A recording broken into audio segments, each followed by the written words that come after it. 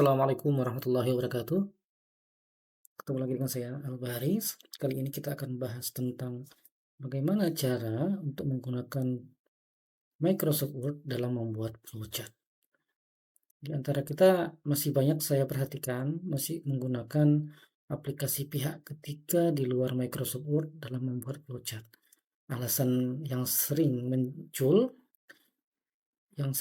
adalah bahwa flowchart kalau digambar di Microsoft Word dianggap sulit dan tidak dinamis karena saat terjadi pengeditan, garis-garisnya tidak mengikuti simbol flowchart yang digunakan. Misalkan seperti ini ya. Misalkan kita punya gambar seperti ini, kemudian ada flowchart, kita gunakan yang ini misalkan sebagai inisialisasi, kemudian kita gunakan proses misalkan, kemudian kita gunakan output, dan kemudian terakhir kita gunakan terminal kembali, terminal selesai. Nah, ini kalau kita coba untuk hubungkan menggunakan konektor antara satu simbol ke simbol yang lain, maka tidak dapat dihubungkan secara dinamis ya. Misalkan kita ingin masukkan garis ini, misalkan seperti ini. Nah, ini tidak secara otomatis terhubung dengan simbol yang sedang ditunjuk. Sini kita lihat.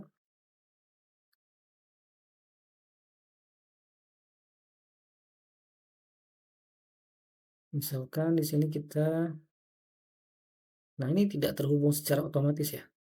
Jadi misalkan kita masukkan lagi garis baru dan demikian seterusnya. Nah ini kalau kita tarik tidak terhubung, jadi garisnya itu tidak mengikuti kemana simbol flowchart yang kita telah gunakan. Nah, ini tentunya cara yang salah. Seharusnya kita selalu memulainya dengan new drawing canvas. Nah, inilah yang sering dilupakan. New drawing canvas ini memungkinkan setiap simbol-simbol yang kita sisipkan untuk saling terkoneksi. Walaupun simbol-simbolnya diubah posisinya, maka garisnya juga turut mengikuti. Misal, setelah kita sisipkan canvas, tadinya caranya dari sini, kemudian shapes, dan kemudian ada new drawing canvas di sini. Canvas.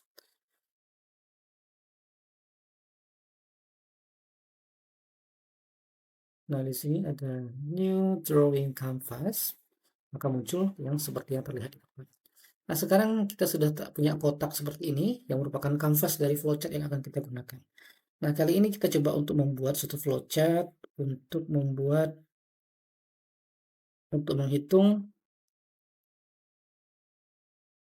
flowchart menghitung luas lingkaran misalkan.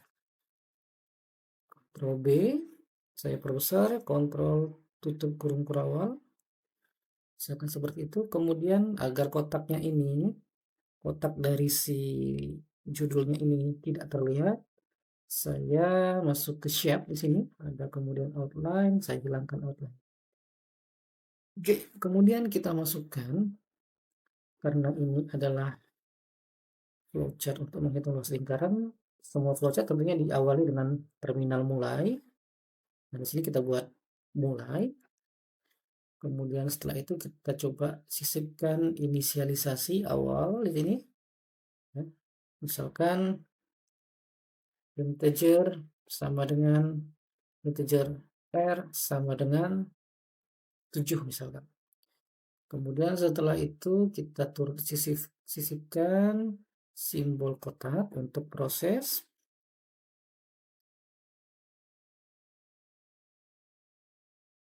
Misalnya sebelumnya kita dahului dengan simbol kondisi. Ini kondisi. Apakah R merupakan kelipatan 7. Misalkan seperti itu ya. Nah, kalau iya akan ke bawah, kalau tidak kita hubungkan dengan proses lain. Kita hubungkan di sini misalkan, kita geser ke sini, yang ini juga kita geser. Jadi klik di sini, Ctrl Shift. Saya ulang,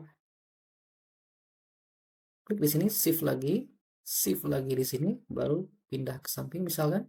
Kemudian di sini kita buat, jika ternyata dia kelipatan 7, maka luas sama dengan, ini misalnya 22/7 sama 3,4 sama saja sebenarnya. 22/7 dikali dengan R dikali dengan,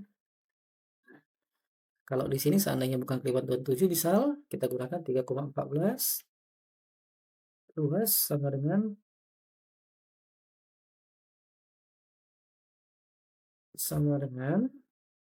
3,14 kali R dikali R. Nah, ini ilustrasi singkat saja ya agar cepat. Kemudian di sini kita gunakan output lagi, di sini output, sini dapat luas lingkaran sama dengan, berarti kalau seandainya 7 berarti 22 kali 7, 22 kali 7 140 tambah 14, 154 ya, 154 satu.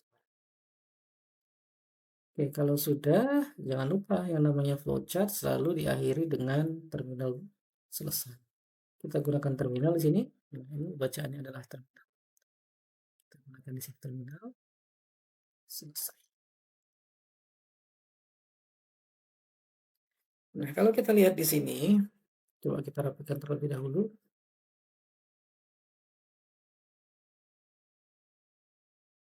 Coba ini kita rapikan. Jadi kita jaring ya. Kita klik dan tahan. Lalu klik di sini sudut, tahan sambil kita scroll ke bawah. Kita tarik ke bawah, nanti akan, oke, coba kita perkecil dulu biar lebih mudah. Zoom out seperti ini. Kalau sudah, coba kita rapikan, align di sini, align, misalkan kita buat center seperti ini ya. Kemudian misalkan kita distribusikan secara vertikal, kira-kira seperti itu. Lalu ini kita taruh kira-kira di sini. Nah, misalkan ini saya ubah biar lebih cerah.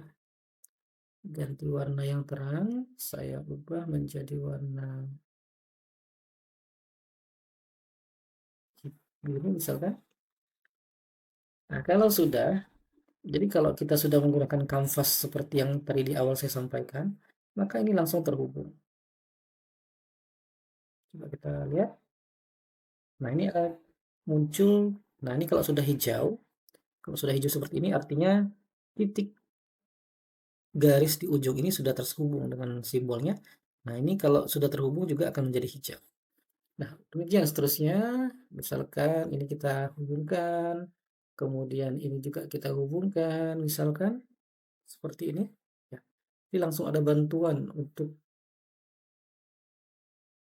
mengkoneksikan satu titik ke titik lainnya. Ini sudah hijau artinya sudah terhubung ya. Ini juga sama. Nah, ini juga kita.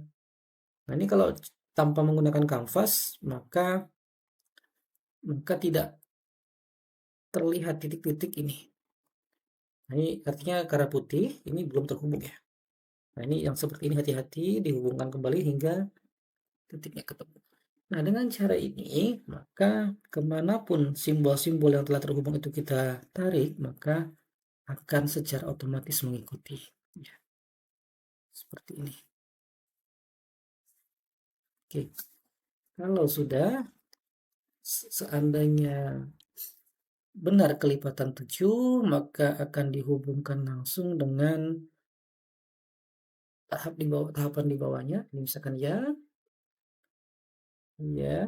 kemudian outline-nya saya ganti menjadi no outline, kemudian sini ya, kemudian ini saya duplikat, Ctrl D.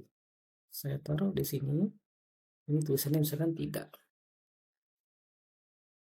Nah, begitu selesai, kita dapat menghubungkan dari,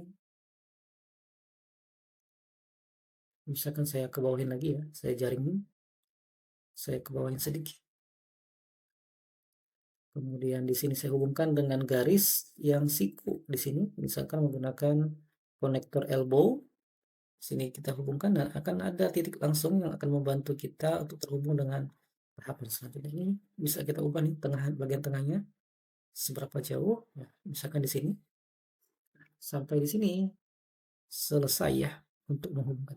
Oke, coba kita untuk berikan panah, kita klik kontrol di sini, kontrol lagi, kontrol klik, ini klik, kontrol, kontrol, kontrol, kontrol klik, kontrol klik lagi, kontrol klik.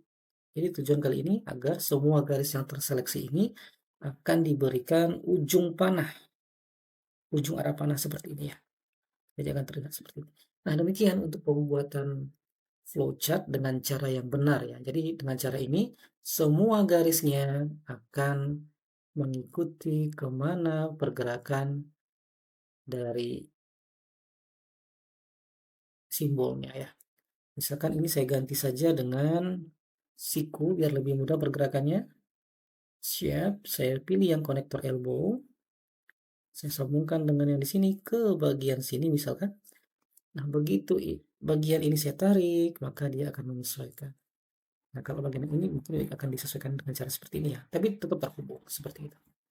Oke, kalau demikian sudah selesai. Jadi dengan cara ini flowchart kita akan lebih rapih dan dinamis. Demikian saya akhiri. Assalamualaikum warahmatullahi wabarakatuh.